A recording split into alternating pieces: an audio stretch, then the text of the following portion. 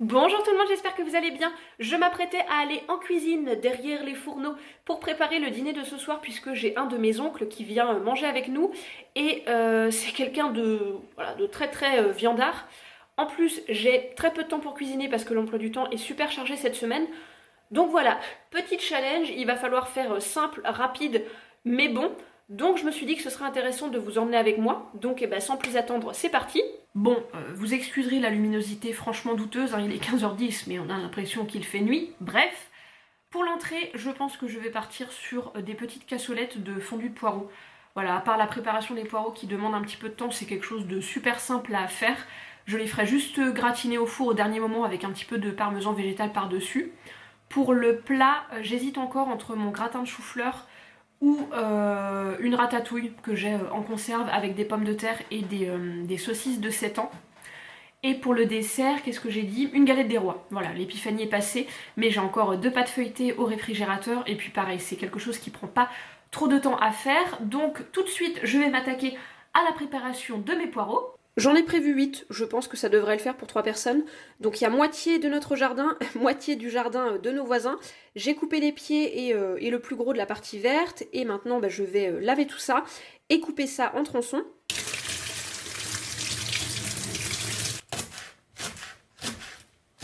T'es jamais bien loin, hein, quand il s'agit de découper des légumes, toi. Ouais. Petite goulue. Voilà, ça c'est fait, ça va pas mal réduire, mais au début ça prend un petit peu beaucoup de place, donc j'ai mis ça dans une grosse marmite en fonte comme ça. J'y pense parce que vous me posez souvent la question par rapport justement à cette marmite et aux casseroles en fonte avec le manche en bois qui vont avec. C'est une batterie Le Creuset que j'ai trouvé de seconde main sur un vide-grenier il y a 2 ans à peu près. Super affaire, j'étais tombée sur cette batterie avec les couvercles, parce que souvent on en trouve mais sans les couvercles, pour une somme vraiment raisonnable, une trentaine d'euros, quelque chose comme ça. Si jamais ça vous intéresse, j'en vois régulièrement passer sur le Bon Coin, donc n'hésitez pas à y jeter un œil de temps en temps. J'ai rajouté un oignon, j'en aurais bien mis 2, mais c'était mon dernier, donc je ne pouvais pas trop faire autrement. Et une gousse d'ail, j'ai mis ça sur feu doux, je vais laisser, blanchir ça pendant, je sais pas, 20 minutes. Si vraiment ça accroche, je rajouterai un petit peu de bouillon de légumes et puis je viendrai remuer de temps en temps. Pendant que mes poireaux blanchissent, je vais préparer... Attendez, coucou, je suis là, c'est quand même plus agréable de me voir. Je vais préparer ma galette des rois.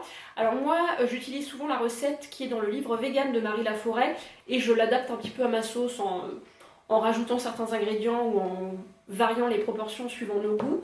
Là, je pense que je vais rajouter des pépites de chocolat, voilà, pour un petit classique, frangipane chocolat, ça devrait bien fonctionner. Pour la poudre d'amande, j'achète toujours un gros paquet comme ça de 500 grammes en période de galette des rois. Donc vous trouvez ça au rayon fruits secs. Alors c'est pas du tout bio évidemment, mais autant vous dire qu'à l'allure où ça part quand vous faites des galettes des rois maison, le prix de la poudre d'amande bio en vrac, c'est juste pas possible en fait. Donc bon, je fais aussi en fonction de mon budget. Sugar, sugar, ta, ta, ta, ta, ta, ta. Pour la margarine, je vous en ai parlé à moult reprises. J'utilise toujours le Saint-Hubert bio au sel de mer qui est désormais sans huile de palme et ça c'est cool. Ça fait office de beurre entre guillemets à la maison, c'est juste parfait en tartine. Voilà, quand on a envie avec un petit bout de pain bien frais. Donc je vais utiliser ça dans la galette. Pour la purée d'amande, j'ai souvent la main un petit peu lourde parce que, mon Dieu, ce que c'est bon quoi. Hein, voilà, tout est dit. Bon, c'est la partie la plus chiante, hein, amalgamer la margarine avec le reste des ingrédients. Donc là, grosso modo, j'ai mis 150 g de poudre d'amande, 100 g de sucre de canne bio, 95 g de margarine et puis 3 grosses cuillères à soupe à peu près de purée d'amande. Parce qu'on est gourmand, je vais rajouter un petit peu de pépites de chocolat. Bon, une petite poignée, hein, c'est du à vue de nez. Pour les pâtes feuilletées, je vous l'ai déjà dit, je les fais rarement maison parce que je trouve ça hyper fastidieux. Et puis voilà, en plus elles sont pas du tout bio. Et puis comme vous pouvez le voir, c'est très zéro déchet tout ça. Hein. Mais bon, il y avait une promo, je suis passée dans le magasin à ce moment-là, donc j'en ai profité. Et encore une fois, j'ai quand même fait pas mal de galettes des rois ces derniers jours. Donc bon, c'est pareil, hein, au niveau sous-sous, on fait attention. En tout cas, celles-ci sont pas mauvaises. C'est la gamme Trésor de grand-mère. En fait, les pâtes sont un peu plus épaisses. Alors là, pour celles et ceux qui aiment le feuilletage, vous êtes servis. Je vais mettre ma petite garniture sur la première pâte. Je mets la deuxième pâte par-dessus. Et le papier de la deuxième, du coup, je le garde pour une prochaine fournée de cookies ou de biscuits, peu importe.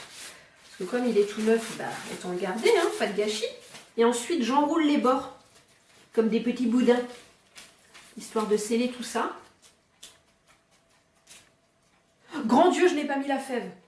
Bon, bah, il était temps, c'est presque fermé.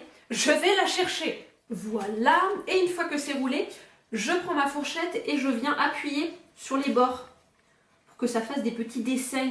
Les petits dessins sont bien évidemment facultatifs, mais moi j'aime bien m'amuser. Voilà, quand je fais une galette des rois.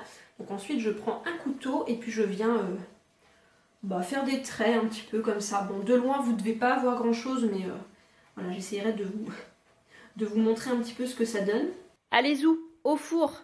Et pendant ce temps, il fait merveilleusement beau dehors, n'est-ce pas? Allons voir ces petits poireaux. Vous excuserez le bruit de la hotte, mais je n'ai pas trop le choix. Est-ce qu'il veut bien faire le focus?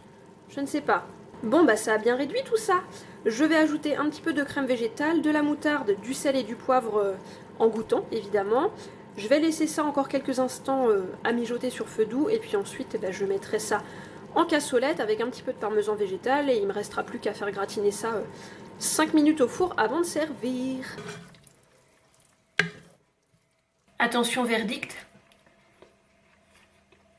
Oh là, c'est bon. Juste fondant comme il faut, pile poil bien relevé. Je pense qu'on va se régaler. Et regardez-moi ça, pile poil 3 cassolettes, bien remplies. Je dis ça, je dis rien, mais j'ai plutôt le compas dans l'œil. Hein. Non mais c'est bien parfois de se lancer des fleurs à soi-même, c'est important. Bon bah écoutez, on est bien là. Il est 5h moins le quart, combien je vous ai dit tout à l'heure? 3h30 je crois. Donc 1h15. Je suis plutôt dans les temps, il me reste le plat. Du coup j'hésite encore. Est-ce que je fais mon gratin de chou-fleur ou ratatouille, pommes de terre, saucisse végé? J'hésite. Je crois que je vais partir sur ratatouille, patates et saucisse. Ça me prendra moins de temps puisque j'ai juste mes pommes de terre à cuire à la vapeur. La ratatouille à réchauffer puisqu'elle est, elle est en bocaux. Et puis je n'ai pas de saucisse végé, mais j'ai missionné l'amoureux qui ira en chercher en rentrant du boulot. Et puis bon, les saucisses, j'ai juste à les poêler. Donc je pense que je vais partir là-dessus. Regardez-moi ça si c'est pas beau. Alors du coup je l'ai laissé 40 minutes, mais le dernier quart d'heure je l'ai mise dans la partie basse du four parce que le dessus a tendance à dorer un petit peu trop, sachant que la pâte lève beaucoup. Et là ça me semble parfait. Je vous retrouve, il est 18h30. Les patates sont épluchées, j'ai l'eau qui est en train de chauffer puisque je vais les faire cuire à la vapeur dans ce petit panier qui est là. Et puis le commis est revenu. Avec les saucisses de chez Witty. Vous avez vu, il m'a laissé le ticket. Hein. Je suis allée prendre une petite douche, d'où le pull qui est différent. La lumière est encore une fois un petit peu dégueu, vous m'en excuserez. Qu'est-ce que j'ai là? Oh, j'ai dû me gratter. J'essayerai de vous faire des petits plans vidéo quand je retournerai dans la cuisine pendant le repas, histoire de vous dire si ça a été concluant ou pas.